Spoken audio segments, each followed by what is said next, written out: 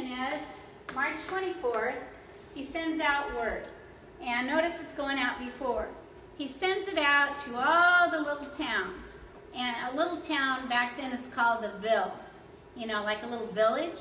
So he sends it to Shalersville, to Garrettsville, to all these other little places.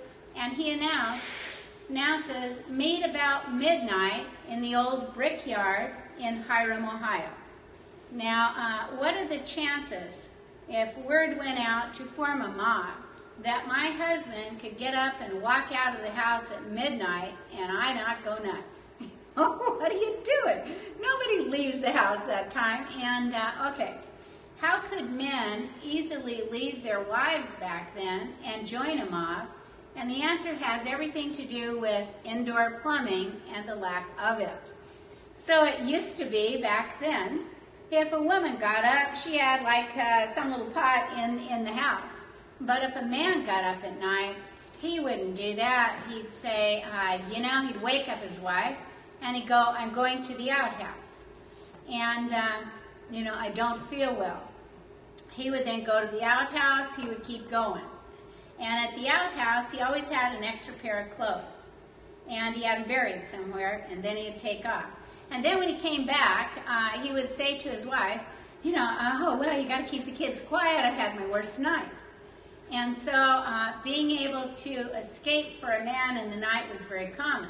You'd say, well, why wouldn't the woman go out to find him?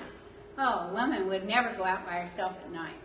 In other words, animals, transients, people are out there lurking in the woods, and so she'd always stay inside of her house. So, all right. For Simon's writer, he sends the word out, meet about midnight now in the brickyard. And so notice the men are going to take a different pair of clothes.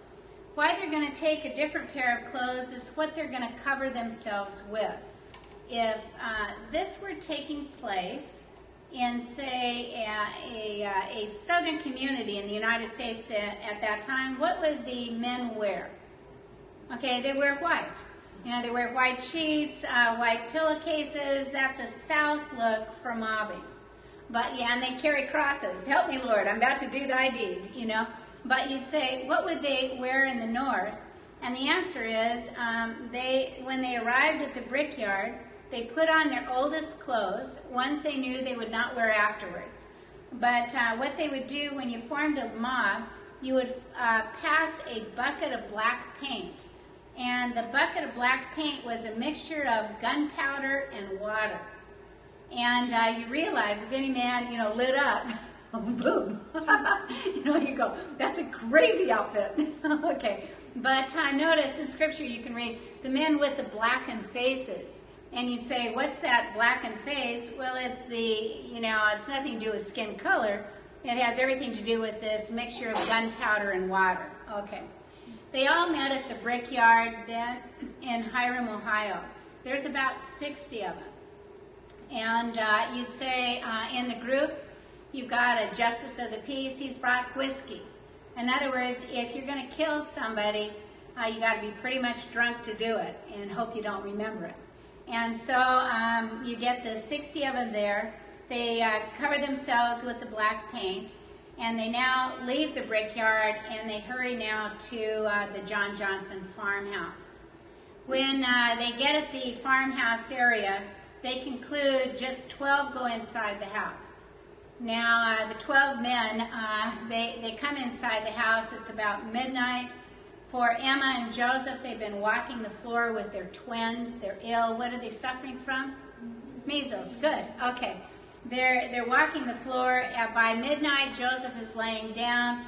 Emma's still walking the floor. And suddenly, Joseph is awakened because Emma now screams the word murder. And why does she scream? And the answer is, here's your 12 men have now broken into the Johnson farmhouse. They actually knew the room in which Joseph was staying. So obviously there's some kind of inside job. They're now in the room, and the 12 men proceed to grab Joseph. To show kind of their brutality, one man actually pulled on Joseph's hair and pulled out part of his scalp as he did so. In other words, you got, part of the scalp is coming out. One man, however, grabbed Joseph's best leg. Which is best leg? Right leg. And Joseph, you can imagine, as the 12 men are grabbing him, Emma is now yelling. She screamed murder. Joseph will kick one man, and he kicks this man in the face. And I've always thought the man was appropriately named Mr. Waste. If you're going to name a man a right name, this guy deserves it. But he literally kicks Mr. Waste in the face. The kick is so hard that it kicks Mr. Waste out of the bedroom, and he lands on the front porch. Years later, Mr. Waste was asked, was Joseph Smith the prophet? His comment was he didn't know about that, but he knew he was the strongest man he'd ever tangled with in Ohio. Well, okay. In the meantime, the 11 men succeed in carrying Joseph out to the porch. When he's out to the porch, suddenly Mr. Waste is now on his feet, and Mr. Waste, having been kicked in the face, facial wounds bleed a lot. Suddenly, he's touched his face, his hands are filled with blood, and he now proceeds to choke Joseph until Joseph loses consciousness. Notice Mr. Waste, his hands are pulled back from Joseph's throat by the mob. And you go, wait a minute, the mob wants him dead, what's up? And the answer is they have premeditated how they want him to die, and it isn't by choking. Okay, so Mr. Waste's hands are pulled off Joseph's throat. They then carry Joseph about 30 rods from the house. When consciousness returns, Joseph now is surrounded by the 60 men. He looks on the ground, and who should he see but his scribe, Sidney Rigdon, who had gone out of the house to live in one of those lean-tos with the kids having measles. He sees Sidney on the ground. Sidney's head is, he's in a pool of blood. Sidney'd been taken from one of these little log cabins.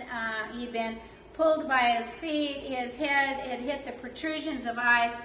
And Joseph, as he's now awakened and he sees Sidney, he now calls on his captors. His first words are, "You will spare my life, won't you?" And they said, "Call on your God for help, for we will show you none." They then take Joseph back into a forest area, and as they do so, Joseph is introduced to the man who is to now kill him, and his name is Dr. Dennison. Why is that important? Okay, good, great. Who is this?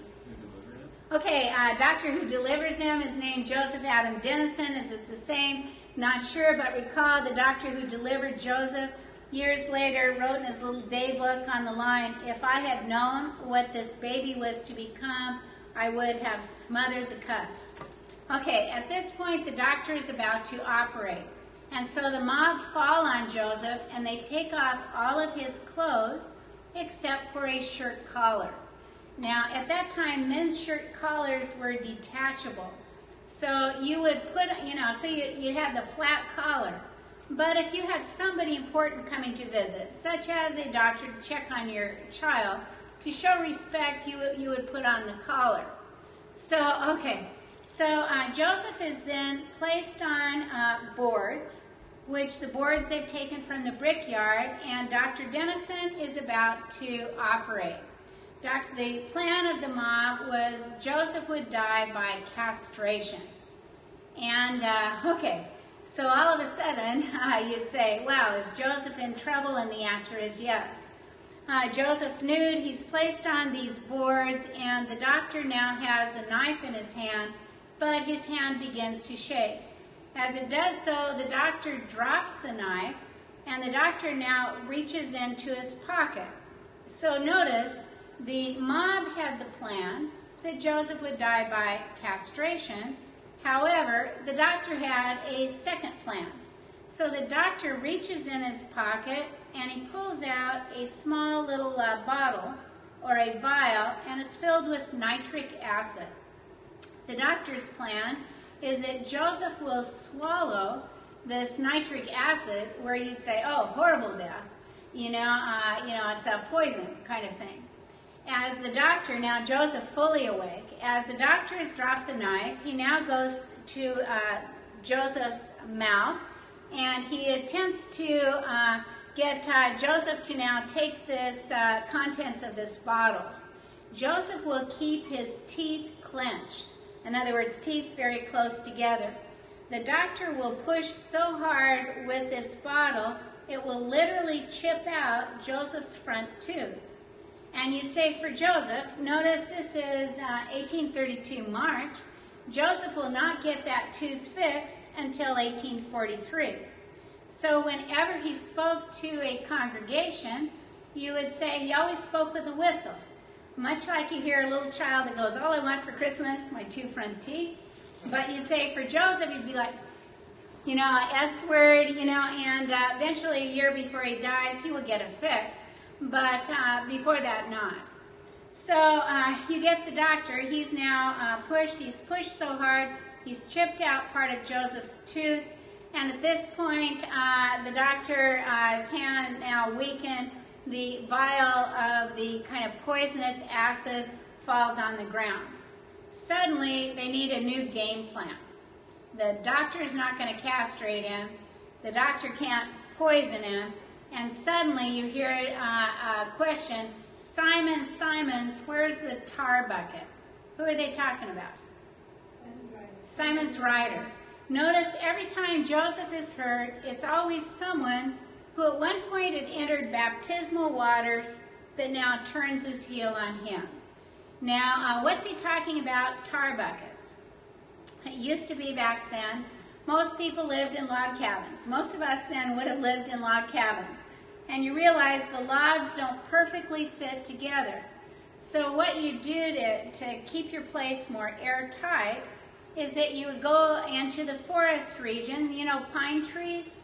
They would get this tar that's pine tar. And they would then mix it, they heat it up, mix it with leaves, and then they put in and they try and make their logs weather tight. So you always had tar buckets next to cabins.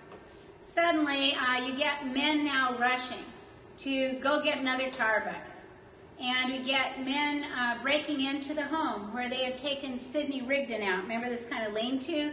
And grabbing then some pillows. Meantime, what happens to Joseph? Joseph now says, as he's, you know, in the same state, he has no clothes except for what? Shirt collar. Okay. I can't imagine shirt collar for modesty. Okay. But at this point, Joseph says, one man in the mob falls on me and with his fingernails scratches me well and says, this is how the Holy Ghost falls on you kind of folks. But he says, ye kind of folks. Okay. What can we say about this man? And the answer is, we could say this man is from the South. Okay, so it's the Southerners that introduced the handshake into the church. So it used to be, let's say you're from the South, and you were actually well-to-do, and you had a beautiful house with columns, but you couldn't really tell from your clothes to the next guy if you were well-to-do. How you would know the man was well-to-do and a man of means, and had others working in his cotton fields or, you know, as laborers, was he would put out his hand and he would insist on shaking hands. If you didn't feel any calluses, you then knew, oh, wow, he's a man of means. If you felt long fingernails, you knew he'd been a man of means for generations. Okay, so when today, if you were to say, a woman fell on a man and scratched him well, I go, oh yeah, we're all getting our fingernails done.